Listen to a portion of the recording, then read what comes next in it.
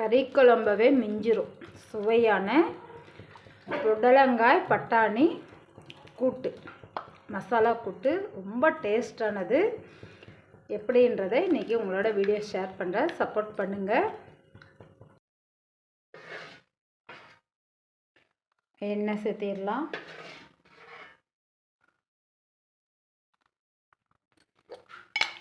எண்ணெய் சூடு ஏறினோடனே கடுகு சேர்த்திக்கலாம். கடுகு நல்லா பொரிய விடலாம். கருவேப்பிலை,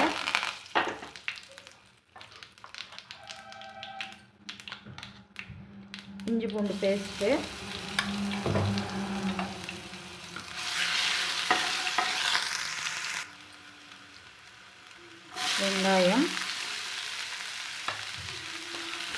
வெங்காயத்தை நல்லா வதக்கிக்கலாம்.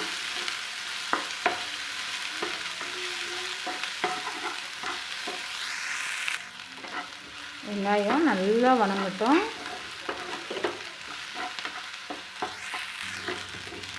வெங்காயம் நல்லா வதங்கின உடனே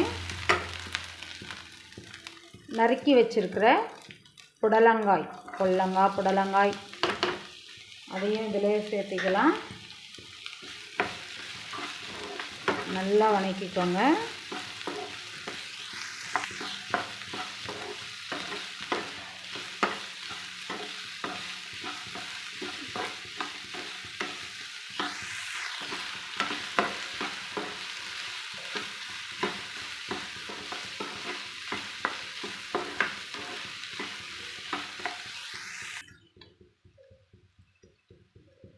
உப்பு சேர்த்துக்கலாம்.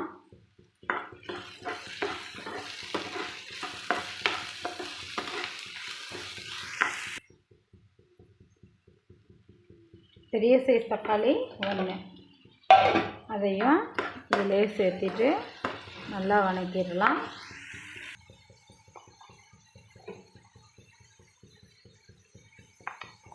Red chilli powder, garam masala,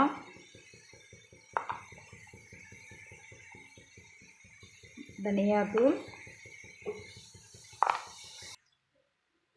மஞ்சத்தூள்,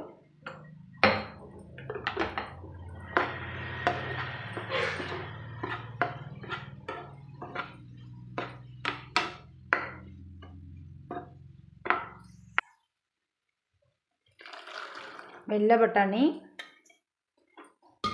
ஒரு விசில் விட்டு எடுத்திருக்கேன். அதையும் இதிலேயே சேர்த்திடலாம்.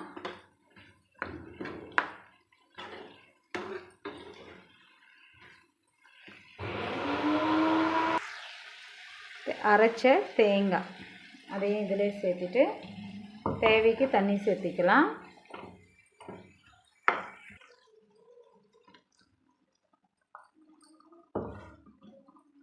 தண்ணி சேர்த்துட்டு சிம்மில் வச்சு ஒரு 10 நிமிஷம் நல்லா கொதிக்க விட்டுடலாம்.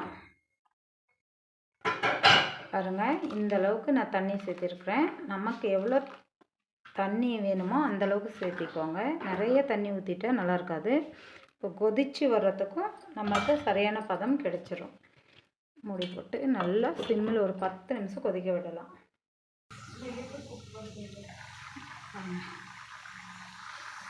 கமகமன்னு மனம்.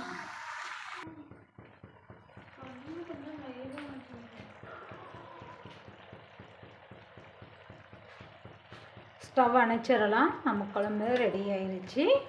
புடலங்காய் மசாலா கூட்டு ரெடி ஆயிடுச்சு ஃப்ரெண்ட்ஸ்.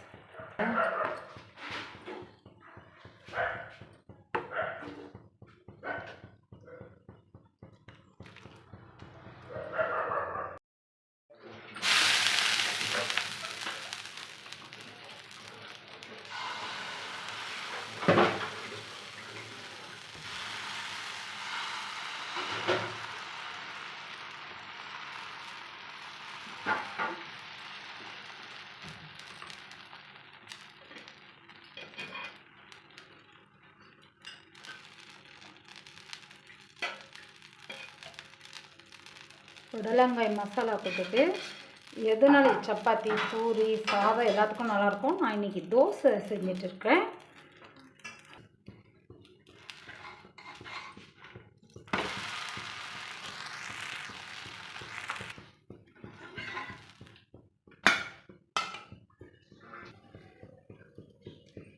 அந்த சுட சுட புடலங்காய் கூட்டுக்கும் தோசையும் ஒன்றும் இல்லை, இன்னொன்னாலும் சேர்த்து கேட்குவாங்க. அந்தளவுக்கு சுவையானது, டேஸ்ட்டாக இருக்குது.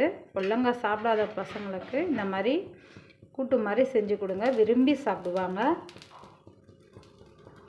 சூப்பராக இருக்குது. நீங்களும் சமைங்க, ருசிங்க. மறக்காமல் லைக் பட்டன் அமுத்துங்க.